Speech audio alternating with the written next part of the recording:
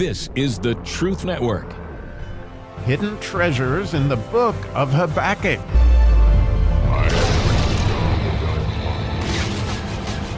Oh, I love to start out on new adventures in a new year. And as it turned out, my wife didn't have surgery this morning as her doctor had COVID. So we'll be praying for that. But as a result, I got a chance to jump in here with Habakkuk. And as we talked about, that this would be our first,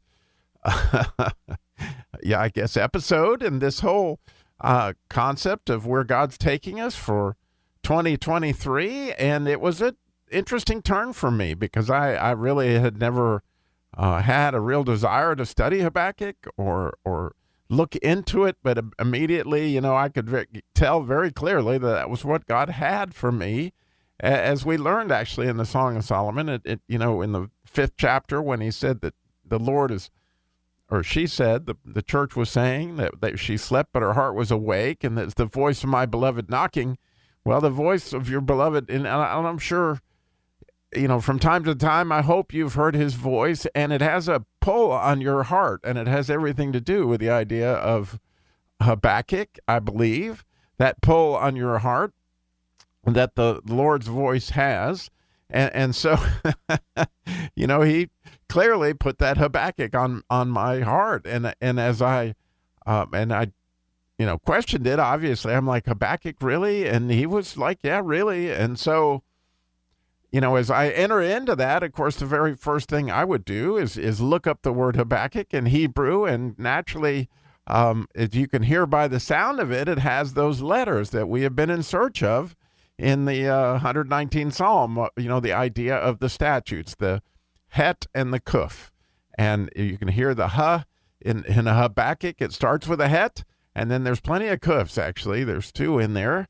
And there's a bet and a vav to go with them. So as I looked up the word Habakkuk and I saw that those were my letters, I went, okay, God, we must be going there. And the idea of Habakkuk is actually this hug from the bosom. And clearly, for those of you who have studied the book before, he was someone that loved God intensely and was certainly a prophet.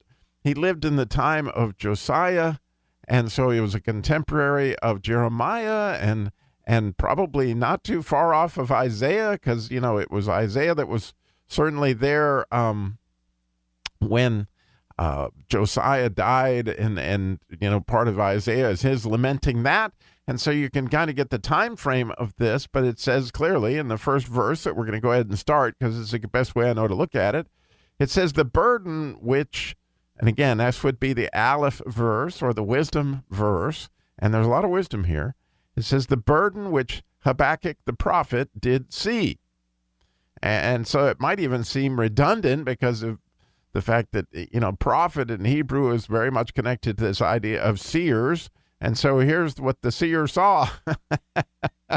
But nonetheless, it's really an amazing thing that this word burden and the word Habakkuk. So, you start out with this het and then a bet. And so, you have this idea of this house that is united because that's what the bet is, would be house. And here you have this union of house. And then you have this kuf, which would be, the idea of proximity close to God. And then you have a vav, which means hanging on to heaven, and another kuf. And interestingly, when you just take that concept of a het and a bet, it's like this idea of bosom. And so here's a hug from the bosom.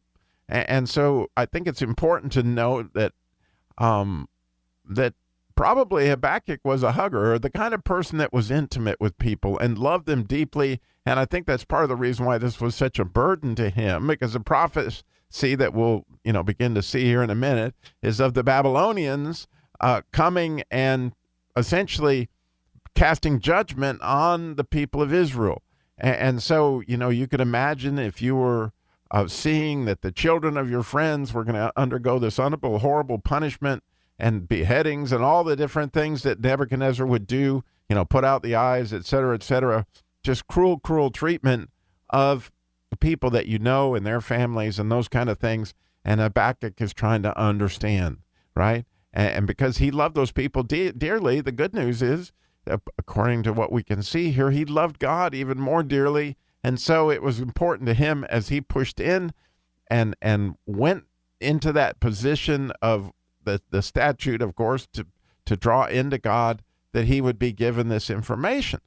But the interesting word, the most interesting word in the verse to me, the one that the Holy Spirit keeps taking me back to, it says the burden.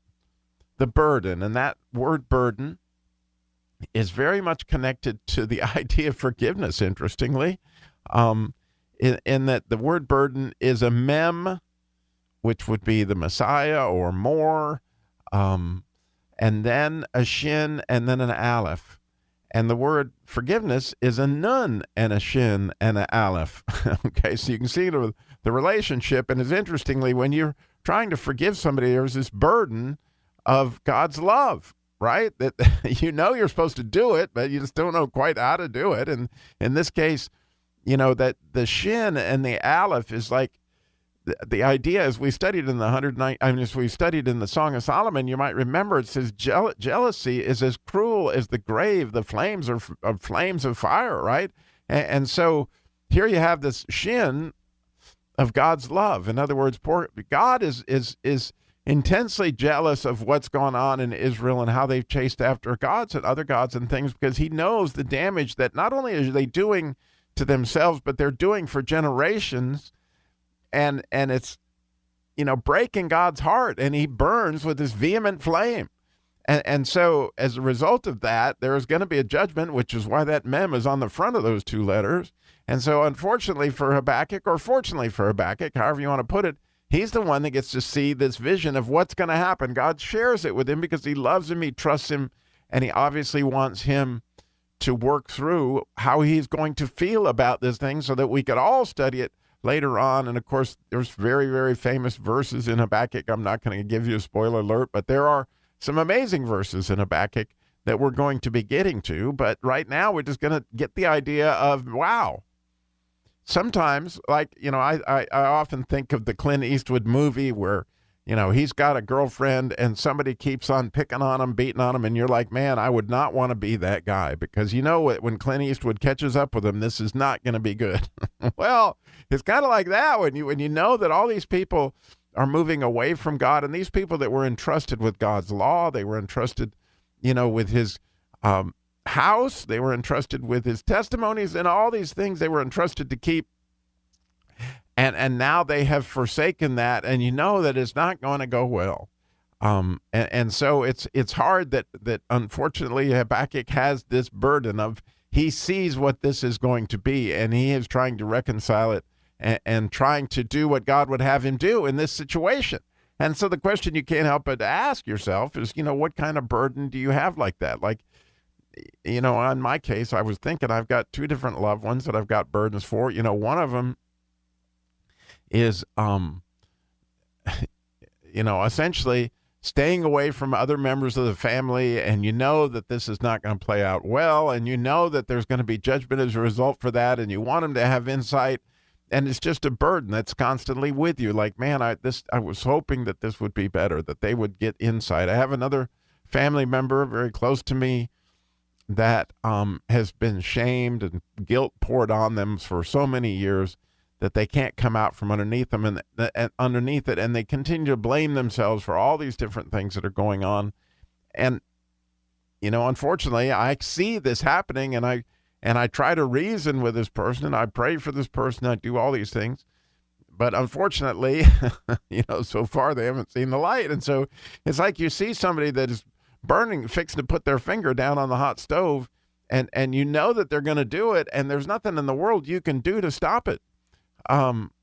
But I think that the idea here is that the faith is that God's judgments are right, and in faithfulness, he is going to afflict the people that you love. In other words, he wouldn't do this unless this is what they needed, and nobody will know how to do it better, and nobody would know how to do it exactly in the right amount like God knows how to do it. But nonetheless, as we set up this book, I think it's important to note that here Habakkuk was a lover of people. I mean, clearly that's in his name. It's all over his name, that he liked to be close. He liked to be intimate. And in that, clearly he also was close and intimate with God. And as a result, God gave him vision. He gave him a burden, and he trusted him. And so we're going to see how that plays out in these upcoming adventures, in these hidden treasures, now in the prophecy of Habakkuk. And I'm so grateful that you're going on this journey with me, and thank you so much for listening.